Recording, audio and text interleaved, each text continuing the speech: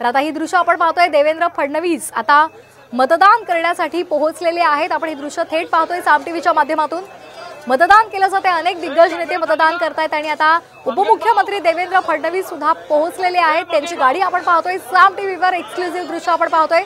देवेंद्र फडणवीस आता पोहोचलेले आहेत। थोड्याच वेळात ते मतदान केंद्रावर दाखल होतील आणि आपलं मत नोंदवणार आहेत। नागपुरातली ही दृश्य आहेत, नागपुरामधल्या VIP रोड मधली ही दृश्य आहेत। तिथल्या मतदान केंद्रावर देवेंद्र फडणवीस आता थोड्याच वेळात आपला मतदानाचा हक्क बजावणार आहेत। नागपूर मधली ही दृश्य आपण पाहतोय साम टीव्हीच्या माध्यमातून। देवेंद्र फडणवीस आपण पाहतोय, डीग दवाखाना मतदान केंद्रावर ते दाखल झालेले आहेत आणि थोड्याच वेळात ते जाऊन आपला मतदानाचा हक्क बजावणार आहेत।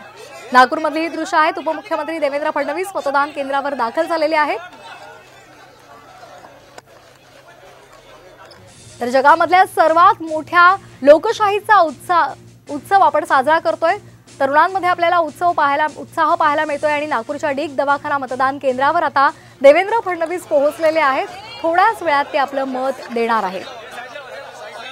यावेळेला त्यांच्याबरोबर अमृता फडणवीस सुद्धा आपल्याला पाहायला मिळते। त्यांच्या मातोश्री सुद्धा पोहोचलेले आहेत। गाडीमधून हे पूर्ण कुटुंब इथे पोहोचलेलं आहे आणि आता थोड्याच वेळात ते आपल्या मतदानाचा जो अधिकार आहे तो बजावणार आहे।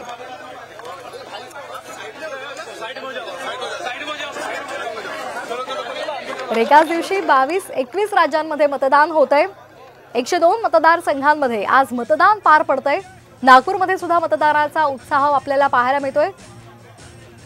सुरुवातीला नितीन गडकरी यांनी सुद्धा नागपुरामध्ये आपलं मतदान केलेलं आहे आणि त्याचबरोबर आता VIP रोडवर तिकडच्या मतदान केंद्रावर आता उपमुख्यमंत्री देवेंद्र फडणवीस पोहोचलेले आहेत। आपल्या मातोश्रीसह आणि आपल्या पत्नीसह ते तिथे पोहोचलेत। थोड्याच वेळात ते आपल्या मतदानाचा हक्क बजावणार आहेत। योग्य ते नियोजन करण्यात आलेलं आहे। त्याचबरोबर पोलीस बंदोबस्त सुद्धा इथे सज्ज आपल्याला पाहायला मिळतोय।